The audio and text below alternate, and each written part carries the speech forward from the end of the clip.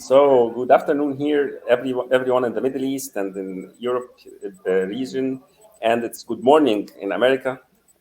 Now that we're having Diana Ideus, it's now it's 8 a.m. in the morning at your place, Diana. Yeah. Yes. Uh, Diana is a master certified coach, and she works with adult transformation and learning journeys.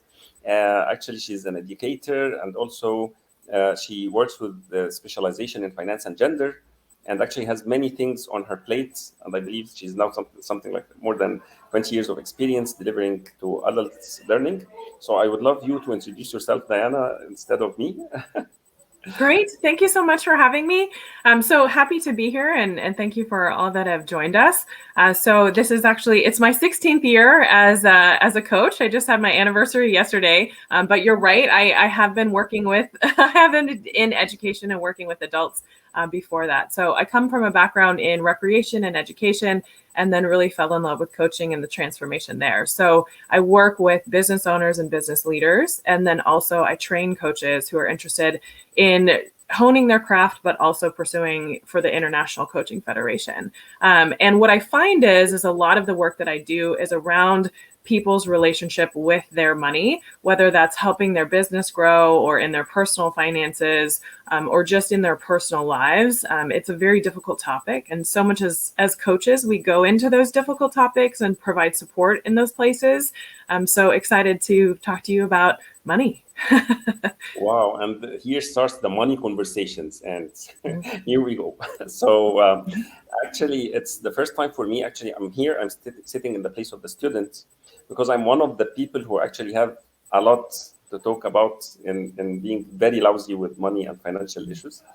In this, there are many surveys which actually look at the values and look at, how I perceive money. And it's always in the place where I'm blindsided, or maybe it's absent from my value systems or my needs. And I've been working on this since about 5 or 6 years, and it has been a big challenge. Coming in, offering services to others, and asking for a revenue that comes in, back from it. Especially that I've been working as a volunteer for about something like 26 years now.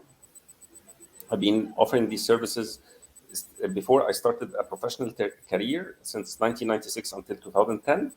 I was never rewarded financially for providing such kind of services, like in working with, as serving others and, developing their character, or working with youth development. I used to be a youth development mentor, but a volunteer in that. I was never financially rewarded. And when I started asking for money as a coach, it was it was something like a rock on my chest, to ask for money and return to help people getting better in their lives. Am I kidding myself? And I've been working on this, and now it's been 11 years. And I believe that it's not only me who has this problem. Mm-hmm. Most of the coaches who actually graduate from our school, actually they come out and tell, how can I ask people for money in return of kindness? Mm-hmm. Yeah, it's deep. And oftentimes people in a helping profession, in any healing professions or faith-based profession, there's a sentiment that money is dirty or it's not appropriate to ask for money. One of my favorite quotes is from Sister Irene Krauss. So she was a nun who worked in the healthcare organization, and she said, "No margin, no mission." So the idea, as we think about, and it came from a nun, right? Wow. But the idea, as we think about that, is that when you think about the need for money, like the need for air, and I'm not talking about an obsession, right? We're not obsessed with air, but it's part of sustainability. It's part of life. And so for people in healing professions, or people in places where we're really dedicated to service, if there's not a financial component there, the service is not necessarily sustainable. So one of the things that we're looking at, and I think it's really our responsibility, a lot of the awkwardness that people have about asking for money, one, it comes from potentially us and the feelings we have. There's also a cultural component. What culture are you in, whether it's your country or your company, and what are the beliefs around money? Religion and kind of service and faith may layer in there as well. Then we also have a gender component. Is it appropriate for us to even be talking about money? But it's one of the most uncomfortable topics. But the reality is, what's that song? Money makes the world go around. Like it is something that, it's interesting as coaches. So often we're digging into those vulnerable spaces and helping our clients in those vulnerable spaces. But money and what we charge and what we're worth, and money's tied to worth, is often work that we need to do ourselves, in addition to the ways we support our clients. Yeah, it's amazing how you tackle this, and how the perception, you're actually talking about it very fluently. I really love this. Actually, and how you look at it from the perspective of sustainability, to sustain the service. And this is actually the biggest thing and challenge. I used 2010. I had 4 kids. Now I have 8, and this is something so for 11 years. Congratulations. So, for a home, and being a man and the only provider for my household, it was very difficult for me to dedicate myself to the service industry, and actually at the same time not being able to ask for money from my clients. And the biggest issue and the biggest clue was sustainability. And actually, to succeed in what I'm offering and better my service, I have to actually invest in myself. Mm-hmm. Invest by mentoring, by learning, by actually tools, things that I need to learn and develop myself. I need dedicated time to read, dedicated time to develop and actually work with different. And this is not achievable without being actually offered this no margin, no mission. It's I have to really resolve my thing with money. And actually, it started in 2015 when I started being coached about it. My mentor started working with me on it. It was too late, yet I had many difficulties before that. And I see lots of coaches who are really actually are still trapped in this place where they have this belief system that money is actually something that should be offered or provided for materialistic goods. It's not for kindness. It's not kind to ask for money. It's not kind to take it, especially that they see those who are actually asking for their service or their support are somehow in the same financial challenges they are passing through. Mm-hmm. And so what happens is that you've talked about values. Our values do come up, and then there's an emotional layer with shame.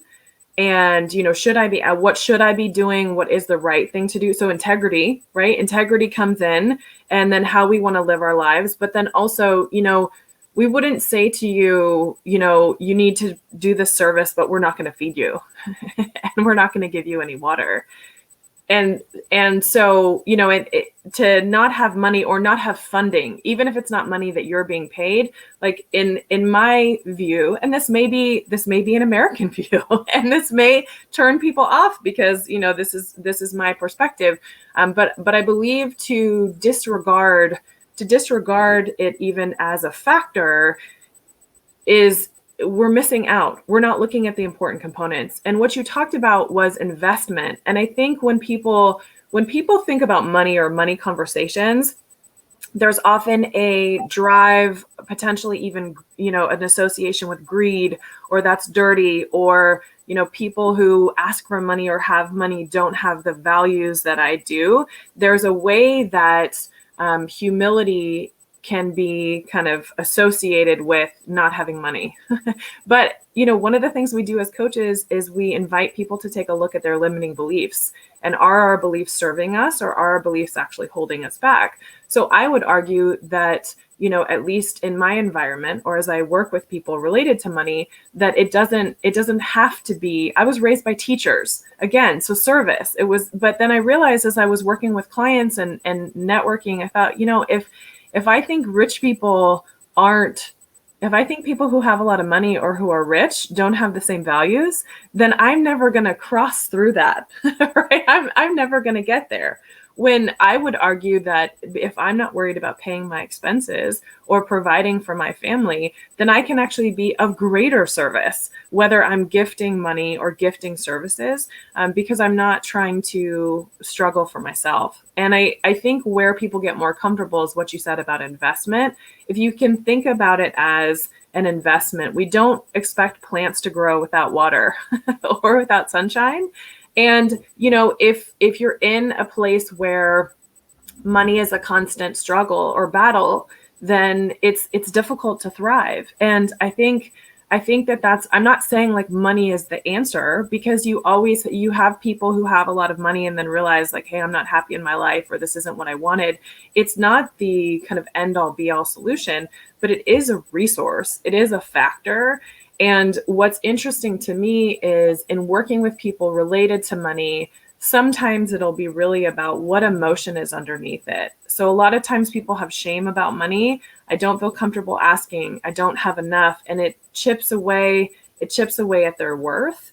And we have to, as coaches, we look at what's underneath that, what's coming up for you, what's inspiring you. So, I was working with a business consultant, and I said, I'd like to have a cash reserve of this much money. And he said, what's that much money? What's that amount? Is that an actual amount, or is it security to you? And I said, it's security. So if I feel secure, I can better hold and support others. It's like having, if you think about a tree that has a stable root system, that tree with a stable root system is better able to provide fruit and support others. And I think if we can look at money as not just kind of bad or good, but also see, if we need the rain, but if there's too much rain, we have flooding. We need the sun, but if there's too much sun, we have burn. So, it's a resource, and how we use that resource and feel about that resource can be life-changing. Yeah, I believe that this perception is actually very important. And actually, I'm trying to transform. I'm still in this journey. It's been 11 years now.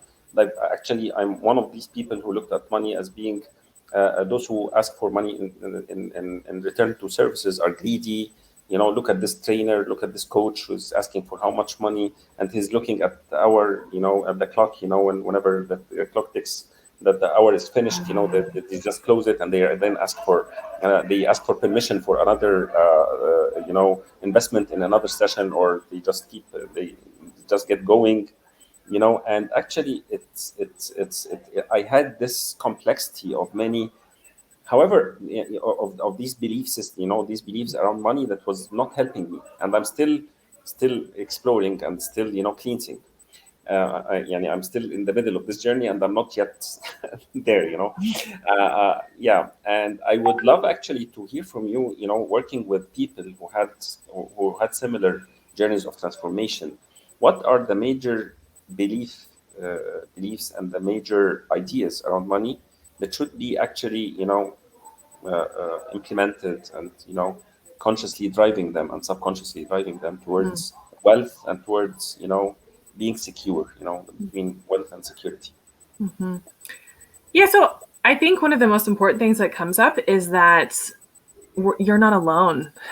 Because a lot of times people feel alone. So I've had business owners say to me, oh, I should know this. I should be better at this.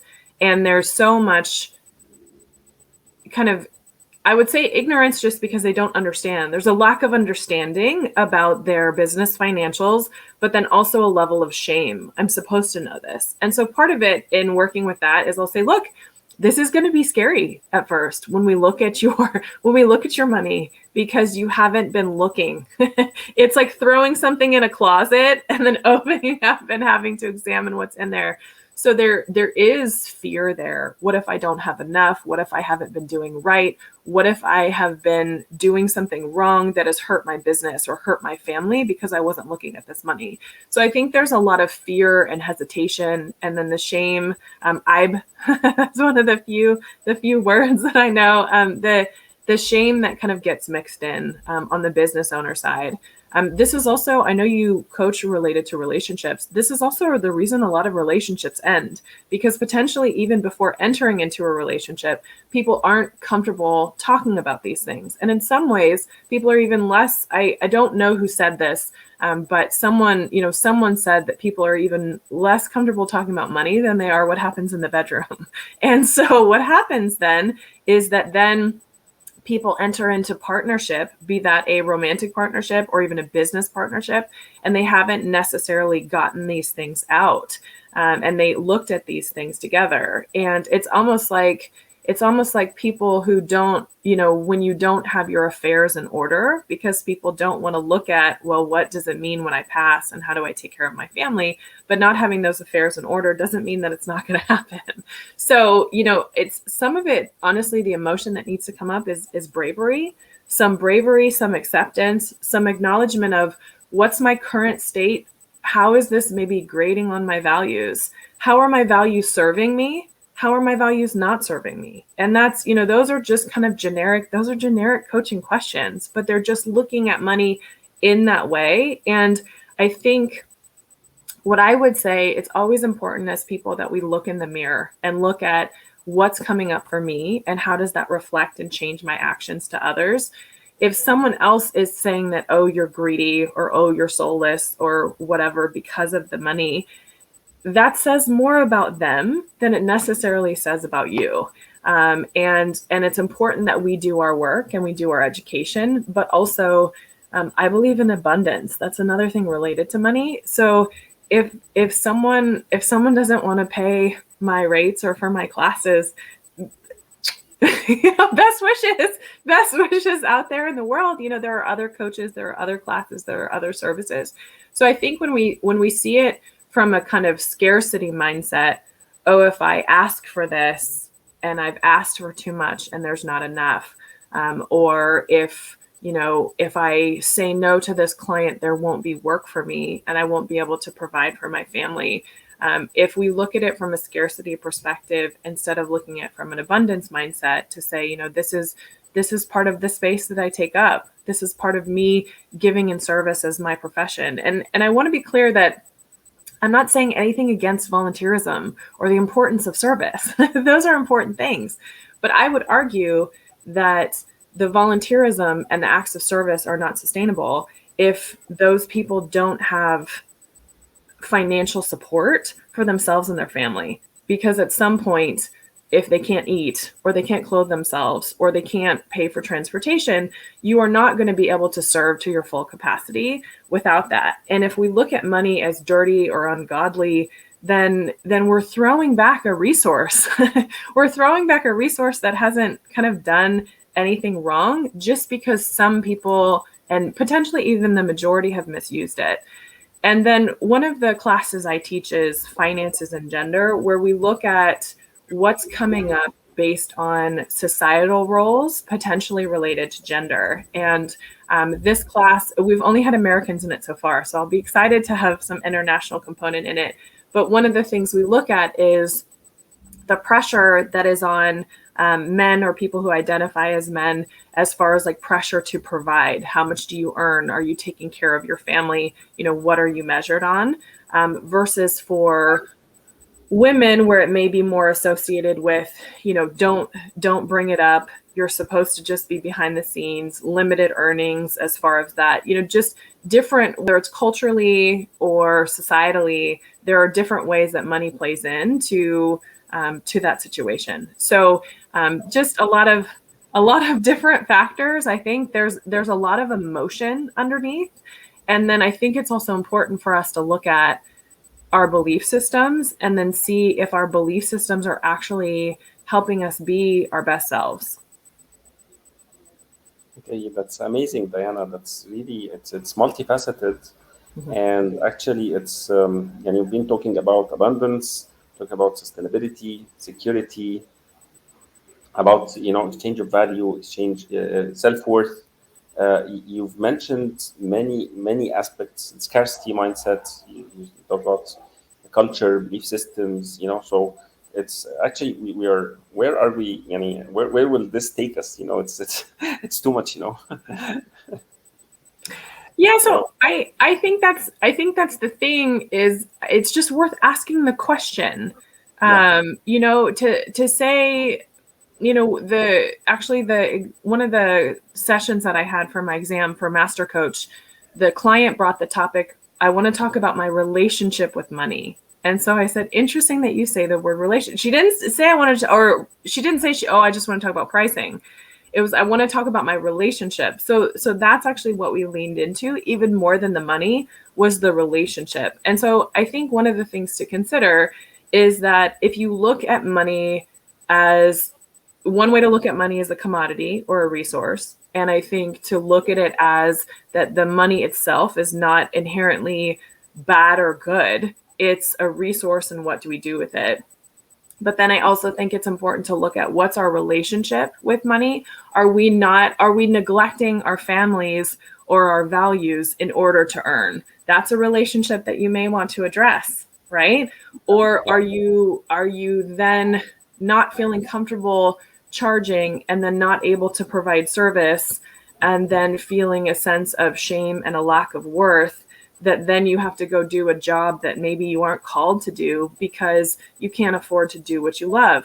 So actually looking at that, and not kind of, I think it comes down to, in all coaching, is ownership, right? We have to examine and own, okay, what's my relationship here? What are my beliefs here? And you know, you don't have to do it by yourself. This is what, you know, this is what coaching is for. This is what friends are for. Like, this is, I think, because we don't have these discussions and it's behind closed doors, and everybody thinks, oh, well, everybody knows this except for me, or everybody's comfortable financially except for me. No, no. You know, if you scratch the surface, there's a lot of depth there, and there's a lot of pain there. Yeah. So I think some of it is just people being able to look at that and say, you know, hey, I have not made what I feel I need to make in this lifetime, and I am having trouble reconciling that, and just having a safe space to be able to say that, and then say,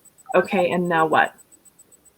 Yeah. So, you know, so much of coaching is, what's my current state and what's my desired state. And sometimes people get stuck in their current state, and other times people are so focused on their desired state. But so much of coaching is looking at, okay, where are you? And then where would you like to go? And then what's the path? Wow. That's very profound. And actually, what you said here, it popped up in my mind many stories of friends, clients I work with, and how they put on themselves immense pressure Mhm. just to provide, to support their families.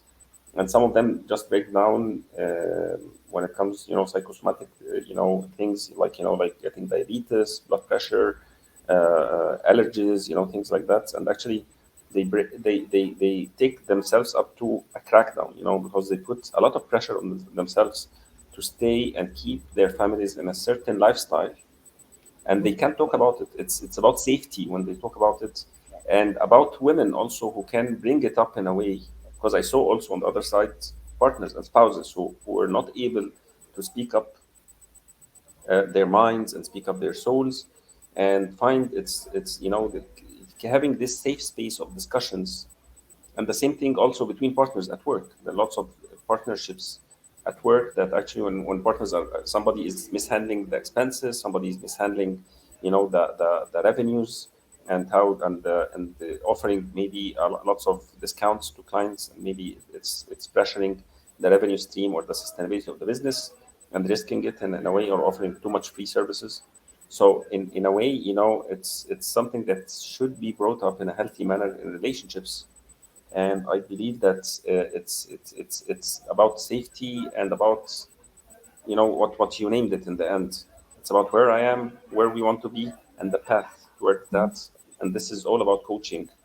Mhm. However, I still need a coach who specializes in this, and I like what you're doing.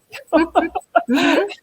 And Yeah, what I hear you saying as well, it's community too. You know, it's yeah, safety, and also safety and community. And I think the thing is that a lot of times it doesn't, people don't feel safe bringing this up because it's not brought up. But if we can create a space, even if it's one person or in your business or in a community, where we can talk about these things and say, hey, I lose sleep at night because I have concerns about this, or I'm afraid that something is happening that, is that I'm not enough, that I, it brings a lot up. And I think because there's a secretive factor, then that's when it builds, and we don't necessarily address it. So the community component is important as well. Even if someone doesn't want to talk about the challenges they're having, but maybe just wants to look at, okay, let's have a group that comes together that learns more about investing or learns more about saving. You don't have to jump straight into the deep end.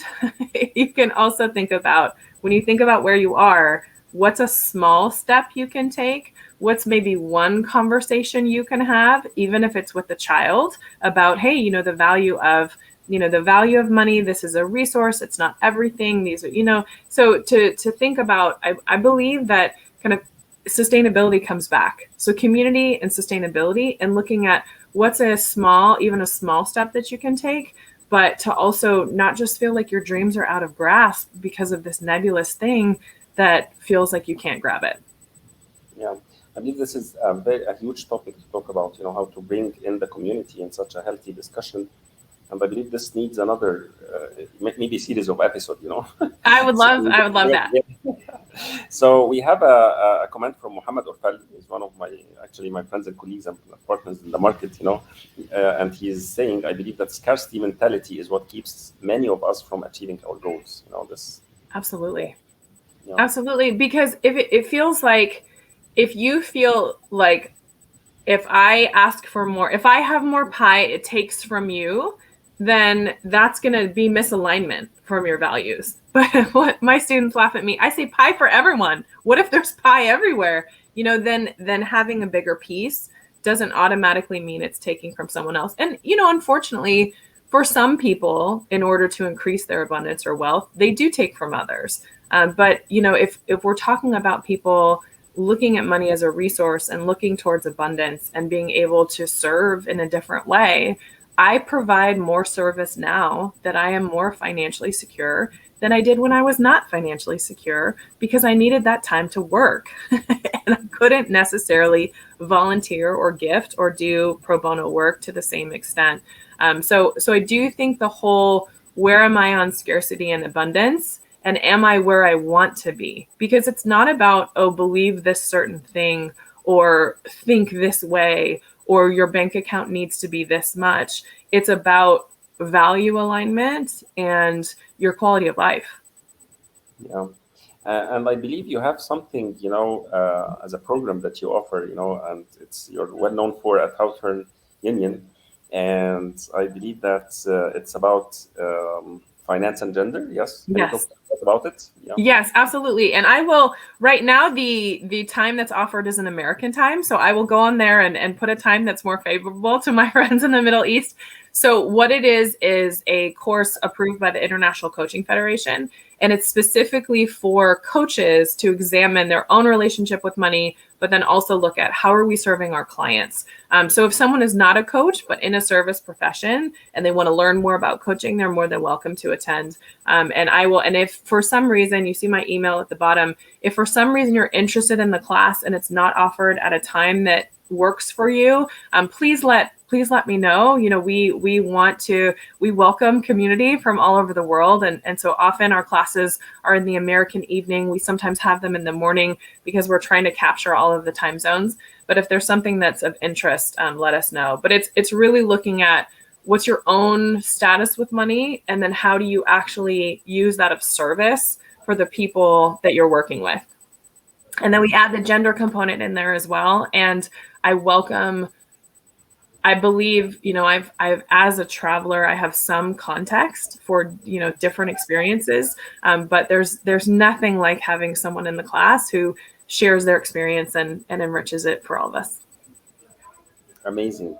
Thank you, Diana. Thank you so much. And if you want to just wrap up, for maybe a minute or something, we have a minute to go. So if you want to wrap up, today's, today's maybe interview in one word, what could it be? Or maybe one sentence. Well, okay. I was like, I'm glad I get a sentence. Thank you. So I thank you so much for having me. I think the one word would probably be abundance, belief in abundance, even if it's abundance of faith or love or peace, to be open to abundance, but also to encourage everyone, be kind to yourself. These are things that we don't talk about. These are things that are emotional. These are things that are challenging for us. So it's important to be kind to yourself as you look at these things and move towards change. Amazing. Abundance and kindness to ourselves. Yeah. So hopefully, I believe that this is just the first interview. Please. And I hope that there are still money conversations to come. We'll just set some dates on our agenda and invite you, our audience. Thank you, Diana. It was a real pleasure having you today. I learned a lot from you, and actually how you bring up, talking about money and its issues, and how we deal with it. It's really amazing. And I hope that we all our audience, everyone has learned from us.